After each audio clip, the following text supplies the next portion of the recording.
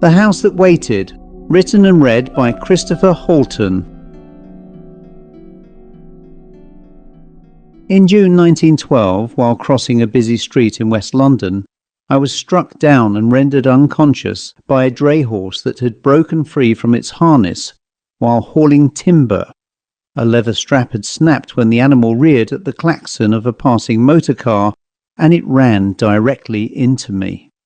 In the instant before darkness claimed me, I recall a sharp, earthy reek of damp straw and warm leather filling my nostrils, mingled with something sweeter and more chemical, perhaps the cologne of a gentleman who had stepped forward to assist, or so I later supposed. As a result, I remained insensible for 6 weeks before regaining consciousness, to the considerable surprise of the attending physicians, who had believed my condition so grave that no recovery was to be expected. My wife Alice, who maintained a constant vigil at my bedside, was greatly relieved at my return, and once I had satisfied the doctors as to my improvement, I was permitted to return home. As the owner of a busy shipping concern, I was fortunate to have a capable general manager who took responsibility for its daily operations, allowing me the time to recover. I suffered from occasional headaches during my convalescence, but was assured these would pass, the injury having caused a severe shock and bruising to the brain. In due course, I was told I should return to normal health, but the physicians had not reckoned with the dreams that began to trouble my sleep. These dreams invariably began upon a long estate drive leading to a large Palladian country house, where I was received at the entrance by a gentleman in country brogues, wearing a monocle and sporting a neatly trimmed moustache. He was attended by a butler and 2 footmen, all of whom were dressed in a manner that appeared to belong to an earlier century. Indeed, I should have placed it somewhere in the early 1810s. At first, they showed every consideration for my comfort. I was assigned an ornate bedroom, with a balcony affording wide views over the gardens to the rear of the house. There appeared to be a considerable number of staff, and I was granted access to the stables where I rode out, sometimes alone, and occasionally with the hounds during the hunt. Yet it was at night that the true character of the place declared itself. In my bedroom, a creeping dread arose, difficult to define beyond a certainty of impending misfortune. Shadows moved across the walls without apparent cause, and the atmosphere of the house altered in some subtle but unmistakable way. The servants, and my host among them, were no longer as they had appeared by day. I could not say precisely in what manner they changed, only that their forms became distorted, their movements heavy and unnatural, as they passed along the corridor outside my door with a slow stamping tread. By morning all was restored. The house resumed its former aspect, the staff their civility. Nothing was spoken of, nor any sign given that the night's occurrences had taken place. Yet I was left with the growing conviction that this daily normality served only to conceal something deliberate and malign. In time, my bedroom came to resemble less a place of rest than a chamber of confinement, and those who attended me by day assumed, in my thoughts, the aspect of jailers. I could make no sense of these experiences, nor reconcile them with reason. Each night they deepened, and each waking found me in a state of agitation, often crying out and drenched in perspiration. It was upon one such morning that I became aware of a faint odour in the room, something of leather and damp straw, such as one associates with stables. I mentioned it to Alice, who remarked that she detected nothing of the kind, and attributed it with some reason to the fancies of disturbed sleep. I accepted this explanation at the time, though I could not wholly persuade myself of its sufficiency. On another occasion, as she adjusted the coverlet, she paused, and for a moment regarded me with an expression so composed, so entirely devoid of its usual warmth, that I was struck by the impression, fleeting but distinct, that I had seen that same look elsewhere. It passed almost at once, and she spoke as before, with her customary kindness. Yet the impression remained with me longer than I cared to admit. More troubling still was the growing uncertainty attending my waking.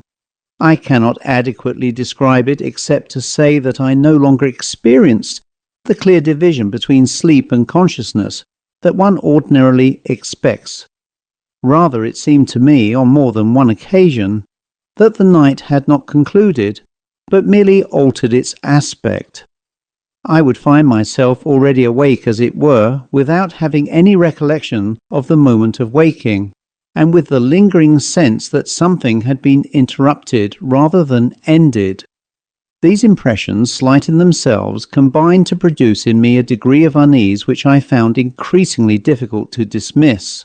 And though I made every effort to regard them as the natural consequence of my injury, I could not escape the conviction, unreasonable as it may seem, that the dreams were not wholly confined to sleep, nor entirely without influence upon the waking world. Greatly disturbed by my condition, Alice sent for our family physician, Dr. W. E. Mathers, at once, who later that same day attended the house. Mathers, a genial man of gentle manner, urged me to describe these recurring dreams in as much detail as I was able. He listened attentively, making occasional notes in a small medical book, and from time to time encouraging me to proceed when I faltered at the points I found most difficult to recount. When at last I had finished, he remained silent for a moment, as though arranging his thoughts, before speaking. "From what you describe," he said, "I see no immediate cause for alarm. The injury you sustained was of a most serious nature, and it is not uncommon in such cases for the mind to retain impressions which later assume a more troubling form. These dreams are, I think, but the result of that shock, no more than the mind's attempt to reconcile an experience it has not yet fully overcome." He paused, regarding me steadily. "As for the other sensations you mention, the odours and the like, I should be inclined to attribute them to the same source. The faculties, once disturbed, are not always quick to resume their proper order." He rose then and placed a hand lightly upon my shoulder. "I shall leave you a draught which will, I trust, afford you some rest. But I would also suggest a change of scene. A few weeks' quiet, away from familiar surroundings, may prove of considerable benefit." He then spoke of a friend of his, Lord Langton, who resided at an estate in Derbyshire, and who, he informed me, had studied medicine with him in Edinburgh, and had since taken a particular interest in disorders of the mind. "I believe you would find his house most agreeable," Mathers added, "and he is a man of intelligence and discretion. I shall write to him at once, if you are willing." Having left with us a tincture of the prescribed draught, he took his leave. The draught helped a great deal, and my dreams were less horrific than in the past, but the location was always the same. Within a few days, word came that Lord Langton would be pleased to receive me as his guest. I was advised it would be better if Alice remained at home so as not to be distracted from the help that Lord Langton wanted to provide. Alice readily agreed, her chief concern being my recovery to health. Accordingly, a fortnight later, I departed from St Pancras, travelling by the Midland line to Leicester, where I changed for Derby. Upon my arrival, I was met by a closed landaulette drawn by a pair of dark horses, and attended by a single coachman, who took my name with little ceremony and assisted in placing my luggage aboard. There was, as I entered the carriage, a faint odour of leather within, which I could not help but notice, though I gave it no particular thought at the time. We set off at once, and after some 40 minutes' drive along increasingly narrow roads, the carriage turned through a set of iron gates and proceeded up the approach to Langton Hall. After some minutes the house itself came into view, and to my relief bore no resemblance to the Palladian structure which had so often figured in my dreams. Instead, it was a well-proportioned house of the Queen Anne period, modest in scale, but of considerable elegance. I was received at the entrance by Lord Langton himself, attended by 2 footmen. and thankfully his lordship looked nothing like the character of my nightmare. He was dressed in a formal morning suit with a neatly trimmed beard and glasses, and was aged in his late 50s. Greeting me with a firm yet cordial handshake, Lord Langton laid a hand briefly upon my shoulder and conducted me into the house, leading me thence to a well-appointed drawing-room. We seated ourselves in French bergère chairs and were soon provided with the glasses of port.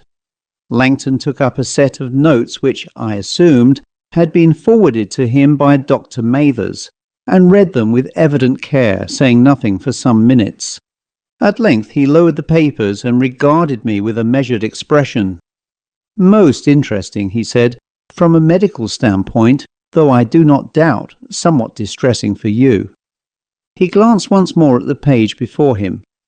"Mr. Moorcroft," he continued after the briefest pause, "you will forgive me, Daniel, I think? Yes. Pray call me Langton, or Donald, if you prefer. I do not stand upon form." There was a slight emphasis upon this last remark, which I could not immediately account for. "I believe," he added, "that I may be of some assistance to you." We spent the next hour in conversation, speaking at length of my condition, and more generally of my life and habits.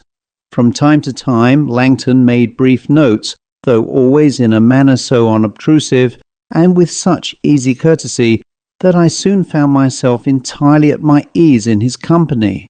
Later, after dinner, I retired to the bedroom prepared for me, which proved once again to bear little resemblance to that which had so troubled my dreams. It was smaller in scale, plainly but comfortably furnished, and situated to the side of the house rather than overlooking the grounds to the rear. These observations afforded me a measure of reassurance, and I retired with a lighter mind than I had known for some time. Yet I cannot say that the sense of disquiet had wholly left me. Nevertheless, I soon drifted into sleep, still partially dressed, as though rest had overtaken me before I was fully aware of it. I awoke at around 1 o'clock, disturbed by some movement in the corridor outside. Before I could rise to investigate, I became aware of a dull ache in my right forearm. Drawing back my sleeve, I observed upon the skin a small red mark, no more than a pinprick, slightly raised and inflamed. As it was the height of summer, I attributed it to some trifling insect, and gave it little further thought. There was, however, a faint scent in the air, something suggestive of cologne, which lingered only briefly, and was too slight and indistinct for me to associate with any particular person. The following morning after breakfast I spent half an hour with Langton in his study, during which he outlined the course of treatment he proposed for my recovery. He recommended that I take regular exercise upon the estate, and suggested that I might, if I felt equal to it, ride one of the 6 horses kept in his stables. Fresh air, he believed, together with a moderate exertion, would prove of greater benefit than continued confinement indoors. He spoke with quiet assurance on these matters, though there was at moments a deliberation in his manner, as if he weighed his words more carefully than the occasion seemed to require, which I could not entirely account for. Nevertheless, his advice appeared sound, and I agreed to follow it. I found, too, that the headaches which had troubled me had entirely ceased, and that I possessed a degree of energy I had not known for some time. Having resolved to ride out, I selected a fine gelding from the stables, already saddled, and set off across the estate. The grounds were extensive, and after some time I came upon a shallow ford, where I allowed the horse to drink and rest. It was there that I encountered a small group of people whose appearance I found hard to explain. They were poorly clothed in garments that appeared worn and ill-fitting, and which struck me as belonging to an earlier period, perhaps a century removed from the present day. The group consisted of an elderly man and a younger couple with 2 children, all of whom bore the unmistakable signs of hardship. The adults regarded me without expression, while the children, barefoot and thin, stood close beside them in silence. Yet it was not their condition alone that gave me pause. There was, rather, something in their aspect, something I could not readily define, which impressed upon me a sense of unease wholly disproportionate to the circumstance. I cannot say precisely wherein this impression lay, only that, as I looked upon them, I was seized by the conviction that they were not merely out of place, but out of keeping with the world in which I stood. As they drew nearer, my horse gave a sudden sharp snort and drew back a pace, its muscles tightening beneath me. It would not be urged forward, but instead continued to edge away, its ears fixed on the group with a rigid, unnatural attention. I took a firmer hold upon the reins and endeavoured to steady it, speaking to it in low tones and patting its neck. Yet it remained uneasy, shifting restlessly and refusing to approach the water. This behaviour struck me as disproportionate to the occasion, and I found myself for a moment reluctant to advance. Nevertheless, having at length brought the animal under some degree of control, I resolved to address the strangers. But when I turned again to where they had stood, there was no one there.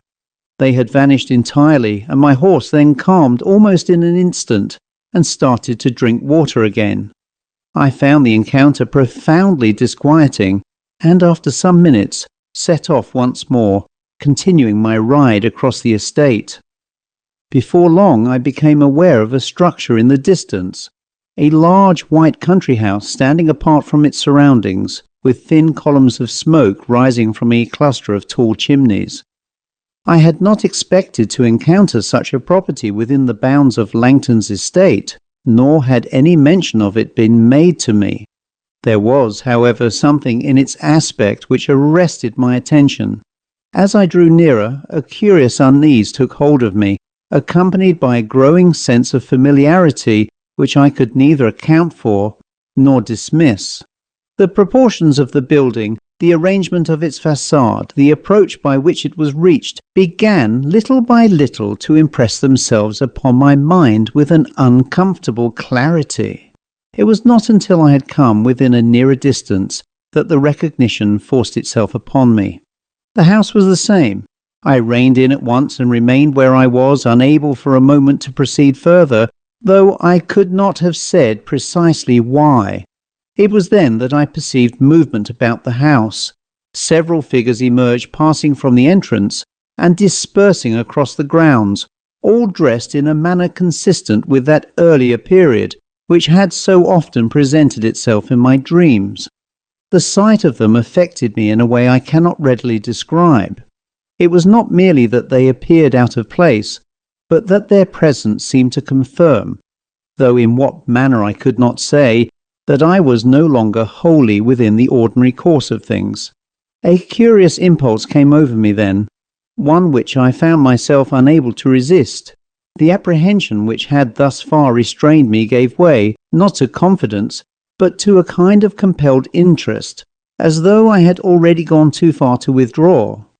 I dismounted, securing the horse to a nearby tree, and proceeded on foot toward the house, which lay at no great distance, perhaps a few minutes' walk across the ground.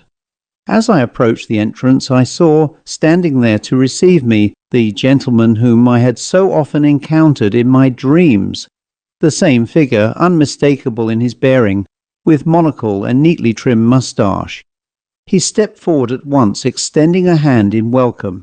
"My dear sir," he said, "we have been expecting you." There was a familiarity in his tone which I found difficult to account for. "And your room is prepared?" "Sir," I replied, "you mistake me entirely. I do not know you." He regarded me for a moment and smiled, though there was something in the expression which did not accord with any true warmth. "I think," he said quietly, "that you know this place better than you suppose." Before I could respond, I became aware of two men at my side. They took hold of me, not roughly, but with a firmness that admitted no resistance, and conducted me into the house. I was led without pause through a succession of corridors until we came to a door which, even before it was opened, I recognized. It was the room.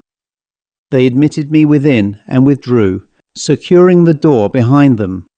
For a moment I remained where I stood, unable to move, as the full recognition of the place settled upon me.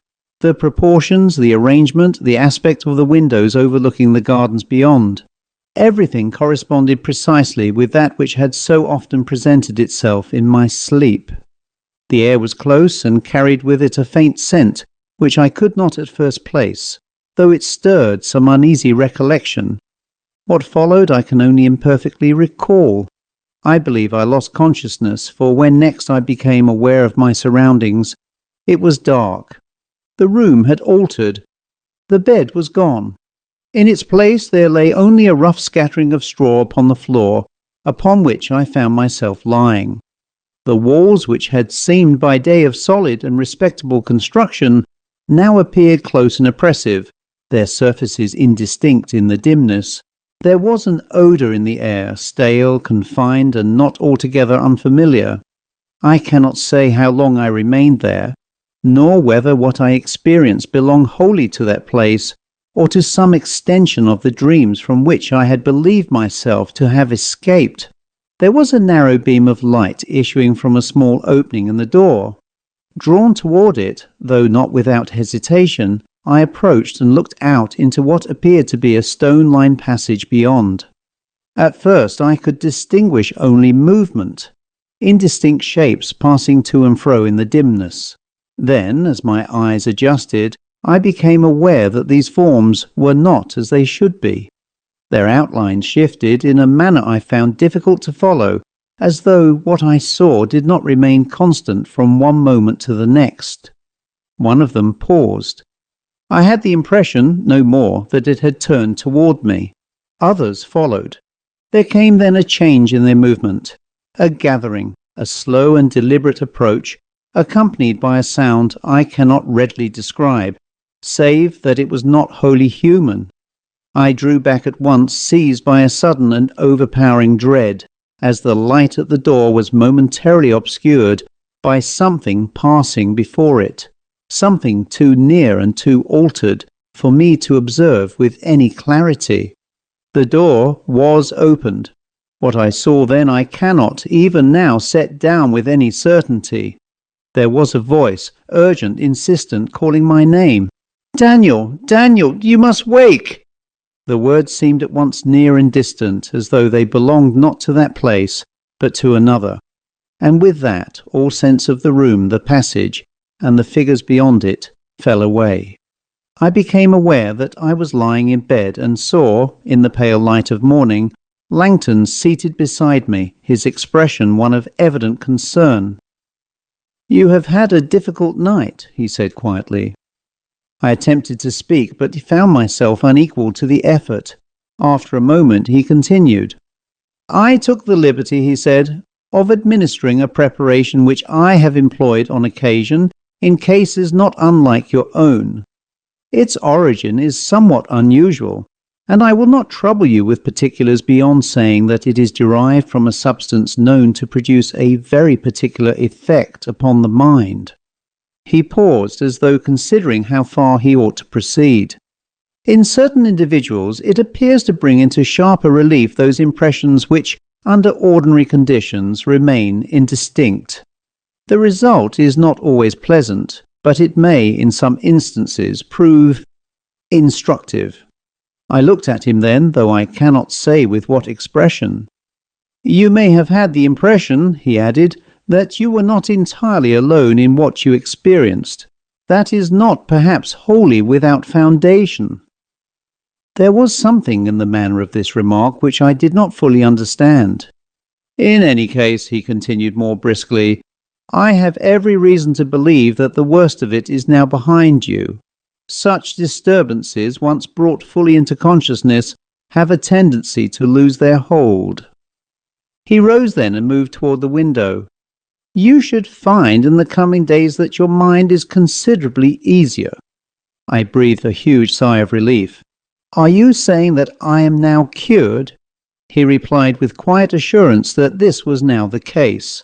As he rose from my bedside, he turned toward me, and in that moment I had the distinct impression that he expected something of me. Not speech nor acknowledgment, but recognition. I cannot say why this thought occurred to me, nor what prompted it. Yet to my own surprise, I found that I did not question it. "Rest," he said, "all is as it should be." There was in the tone of this remark a note of finality which I found difficult to interpret, and though I closed my eyes as he left the room, I could not rid myself of the uneasy sense that nothing had, in truth, been resolved, only arranged. When at last I raised my hand to my sleeve, I found, upon the skin of my forearm, the same small mark I had observed before, a faint puncture still slightly inflamed. I examined it for some time, though I cannot say what I expected to discover. There was no pain. Yet as I sat there, I became aware, very faintly but unmistakably, of that same scent in the air. Cologne, leather, and something else. And though I remained where I was and made no movement to confirm it, I could not rid myself of the impression that I was no longer alone in the room. The end.